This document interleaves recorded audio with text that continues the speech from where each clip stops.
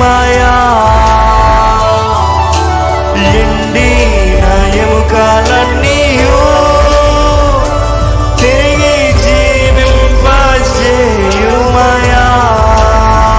మరలా ఎండిన ఎముకలన్నీయు తిరిగి జీవింపజేయుమయా.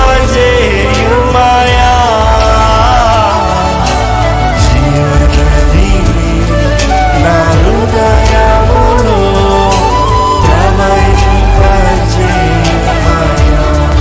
నా యేసయ్యా జీవనదిని నా హృదయములో ప్రవహింపజేయుమయా.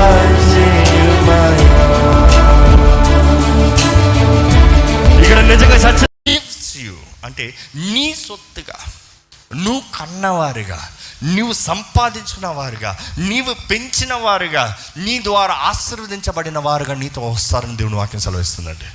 ఈరోజు చాలామంది జీవితాల్లో లోయలో ఉంది, అడుగుతారు దేవుణ్ణి, how can God do this? దేవా నువ్వు ఎలా చేయొచ్చు ఇది? నిన్ను నమ్ముకుంటే నువ్వు ఎలా అనుమతించవచ్చు ఇది? లేదా, ఏది చేసినా దీవెన లేదా, ఎంత ప్రయాసపడినా వర్ధలింపు లేదా, ఎంత చదివినా పాస్ అవుతలేదా, ఎన్ని ఎగ్జామ్లు రాసినా ప్రమోట్ అవుతలేదా, ఎంత కష్టపడినా అప్పులు తీరతలేదా? ఎండిన వ్యాలీస్, ఎండిన ఎముకల్లాగా ఉంది మీ జీవితం. ఎండిన ఎడారి, ఎండిన పరిస్థితి, ఎండిన జీవితమా?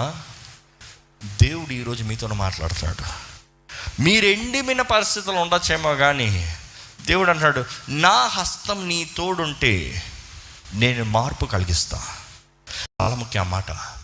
ఒకప్పుడు పోరాడిన వారే, ఒకప్పుడు కష్టపడిన వారే, ఒకప్పుడు సరిగా జీవించాలని ఆశపడిన వారే, ఒకప్పుడు మంచి కార్యాలు చేసిన వారే, ఒకప్పుడు దేవుని పక్షాన నిలబడిన వారే, హతులైన వారిలోకి జీవాత్మని రప్పించు అంటే, ఒక సైన్యాన్ని ఇవ్వాలనుకుంటే దేవుడు రా నీ మహాసైన్యాన్ని ఇచ్చాను తీసుకుని వెళ్ళు కాదు, లోయలోకి తీసుకెళ్తా, చచ్చిన ఎముకల దగ్గర తీసుకెళ్తా, హతులైన వారి దగ్గర తీసుకెళ్తా, వారి దగ్గర నా వాక్కు ప్రకటించు, నా ప్రేమను చూపి, నా విశ్వాసాన్ని కనబరచు, నా సాక్షిగా నిలబడు, నేను చెప్పింది చేయి, నడిపించబడాలండి. ఈరోజు దేవుడు అంటున్నాడు, నీ దగ్గర ఏంటి అది అపవాది హతం చేసింది నీ కుటుంబాన్న.